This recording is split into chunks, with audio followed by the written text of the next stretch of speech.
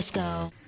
Hey everyone, and welcome back or welcome to my channel. Today's video will be real short. With half of 2023 going by like that, I thought I'd share my top 10 K-pop comebacks of 2023 so far. A low-key TLDR about my thoughts on K-pop releases in 2023, but I don't know if it's hit as hard as previous years. I mean, May was a good month, but other than that, I only could come up with 13 total songs that I would probably listen to this day. Obviously, there might be some recency bias, but I don't know if that's a good thing because then what if it ages like milk? But yeah, the plan is to reveal my 3 honorable mentions because why not? Then I'll reveal my top 10 before I say a bit about each release. It won't really be a review because I feel like I usually repeat the same things, but I'll say something. Will it be meaningful? Probably not. Will it make sense? Hopefully. But yeah, before I start, I'd appreciate it if you could like and subscribe to my channel. But without further ado, let's start off with our honorable mentions.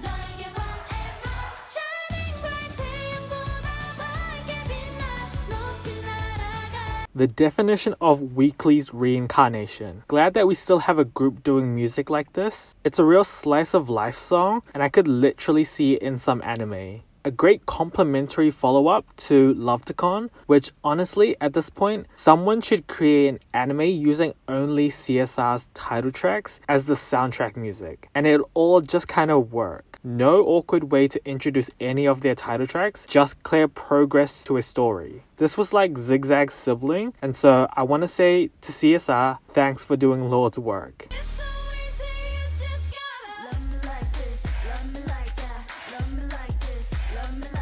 Not much to say besides the fact that this song might signal the departure of NMIXX's Change Up, which low-key sad as. But they're going well and beating me down with their talent, so all I can do is stand. Not sure whether it's completely gone, but we'll just really have to see what they do with the next comeback to really make slightly more valid assumptions.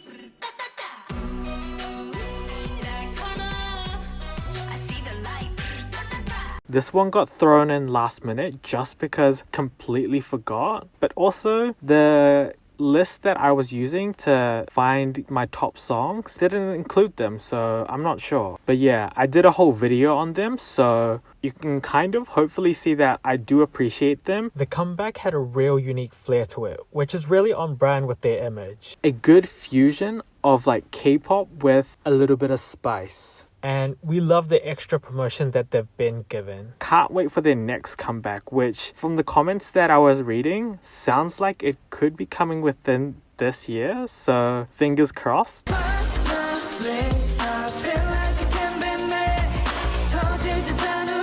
This hits the nostalgia factor right on the nose. Granted, it might not be my generation's nostalgia, but it really do be a groove. A few groups are doing this retro / Y2K trend justice, and TNX, or the new 6. Not sure what's happening with their name, but yeah, they're doing it justice. Also, kinda glad that things are going alright for them in P Nation. 2023 has given us 2 comebacks already, with the 3 songs overall being pretty different in concepts. I wonder whether this is them finding themselves, or whether they're going for that chameleon type of concept and just doing a little bit of everything. Regardless, they're all doing pretty well, and so I can't wait to see what's next for them.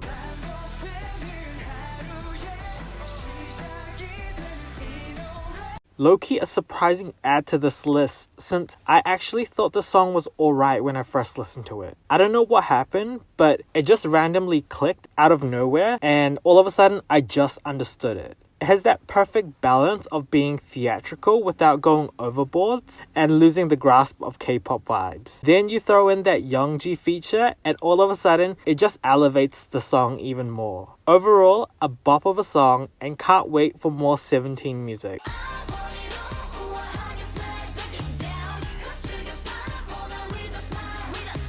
A great follow-up to Step Back, but I'm not sure how I feel about the whole Spotify version where there's that little instrumental before they go into the dance break and the rapping bridge. However, this lineup is such an elite mix of idols that I feel like they were gonna do good regardless. The song didn't perform perform as well as their debut, so I'm like low-key side-eyeing SM just to see what they might do with Got The Beat. I know that Got The Beat was not supposed to be the only group that they had in mind, since it was announced that they were the first subunit of a whole rotational all-female supergroup, so I guess we'll have to just see.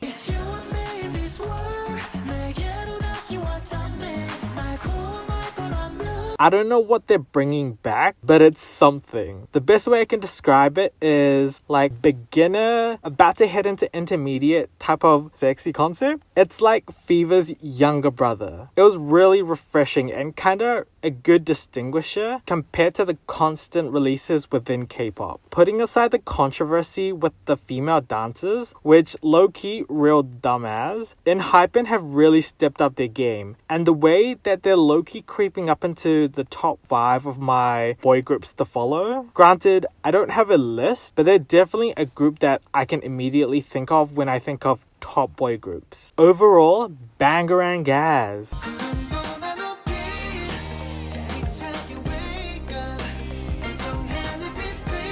This is real similar to what TNX did, but this just hits a bit more differently in all the right ways. It's like Y2K or retro meets summer holidays. I can tell this song will age like fine wine for me because the way that this song sounds so good right now, but then if we threw it back to like the past two, Chef's Kiss. Not gonna lie, but I didn't vibe with Attitude as much, and so I was a bit worried that their debut of Monochrome was gonna be their peak, but they definitely bounced back for me. Both Monochrome and Next to Me give off completely different vibes, so I'm really curious to see what direction they go.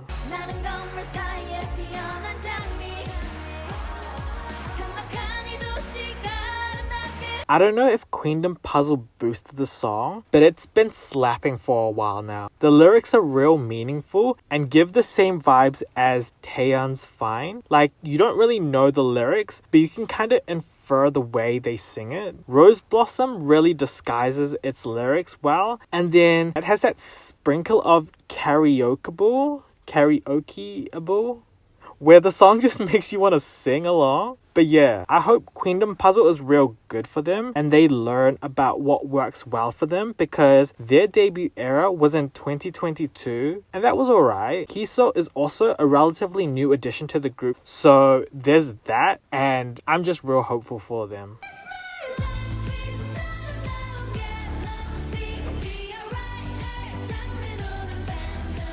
I mean, hit after hit after hit. I feel a little worried about how they're gonna continue to elevate themselves with each comeback, but I'll enjoy this era regardless. Probably my favorite title track from them so far. And so to think this era, we got fed with the full album. Not gonna lie, haven't actually listened to the B-sides just because I'm still feeling I Am, but at least I have the options. Low-key wonder what their next steps are though. Like, will they go back to single albums, or are they going to go to the standard of mini albums now? But yeah, bop of a song, honestly.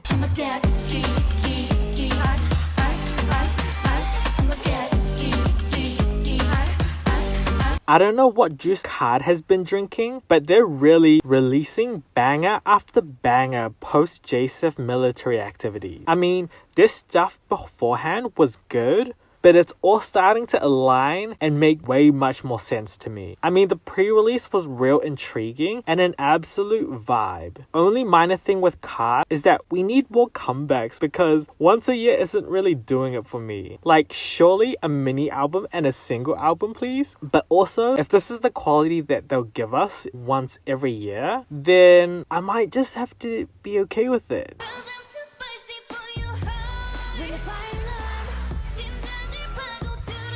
This song is a 10 out of 10, honestly. It's crazy to see how this era started when we were hearing reports of mistreatment and neglect, and to now see this whole era being so amazing. The whole standout of the song obviously gotta be Giselle's rap. Like, shall I say even better than Savage? Well, at least more catchier. I'm low-key sad that this was only a mini album, but it sounds like we might be getting that next comeback, which is going to be a great time because I've been waiting for the clean addition to Ning Ning's solo.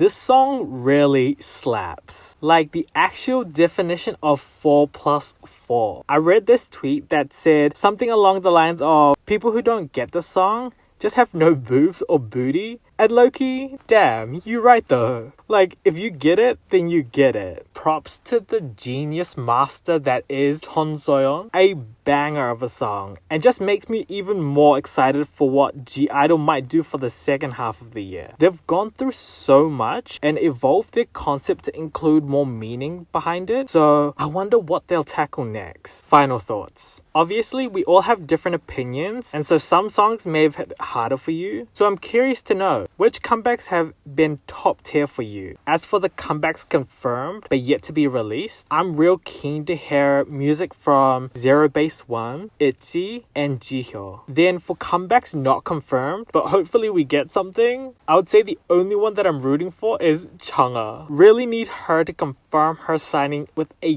good company, and then to perform some unreleased music from Bare and Rare Part 2 at Waterbomb, or even in another festival she might attend. But yeah, that's it for the video. Thanks for watching, and let me know your top comebacks for the year, confirmed comebacks that you're keen to see, and any comebacks that you're hoping to get confirmed. My next video is up in the air once again. I'm getting to a point where I've got ideas, but I can't really put pen to paper and write for some apparent reason. But yeah, I've still got my filler members 3rd Gen edition, a Queendom puzzle review if the rest of the performances come out next week, or even a Blackpink contract renewal analysis, but also thoughts on their future type of video, because I think their contract should be coming out in August-ish. We'll just kind of see, but if you're interested in any of these videos, please like and subscribe to keep up to date, and I'll see you in the next video. Bye!